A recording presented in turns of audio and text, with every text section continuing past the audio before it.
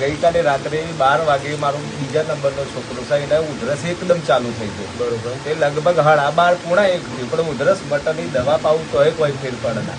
પછી રાતે મને એમ કે નક્કી કર્યું કે માં શંકર બુવાજીની મેલડીમાં આવતીકાલે હું આ મોનું છું એ લઈને આવે, પણ આ બાળકને હવે ઉધરસનો ઠપકો આવવો જોઈએ ના, શાંતિથી ઊંઘી જવું જોઈએ.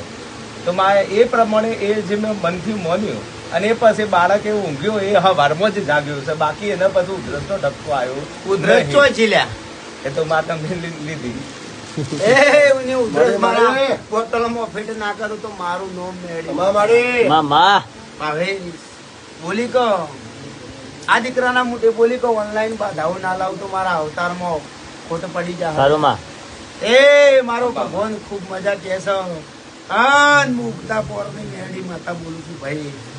એ કદાચ અડધી રાતે મને મેળીને ટવકો મારો અન ભાવેશ દવા બનીની ના પેટમાં ના ઉતરી પડ્યું તો મારું નામ મારી રાતના 12 વાગે શંકર ભુવાજી જોડે ફોનમાં વાત નહીં છે ને તમારી રીતે જાતે જ બાધા રાખીને મારા મનથી જ માન્યું હતું. અને મારા મોટા દીકરાના 5 રવિવાર ભરવાના કીધા છે. આજે આ મારો 3જો રવિવાર છે, પણ મારા બીજા દીકરાને તકલીફ પડી એટલે મેં મનથી બીજા દીકરાની માનતા માની અને એ પ્રમાણે મારા દીકરાને ઉધરસ મટી ગઈ હતી, હપુચી મટી ગઈ છે. અને માતા મારા દર્શન કરવા આવ્યો છું બાપુ. મારી મેળીની આશીષ અમે તમને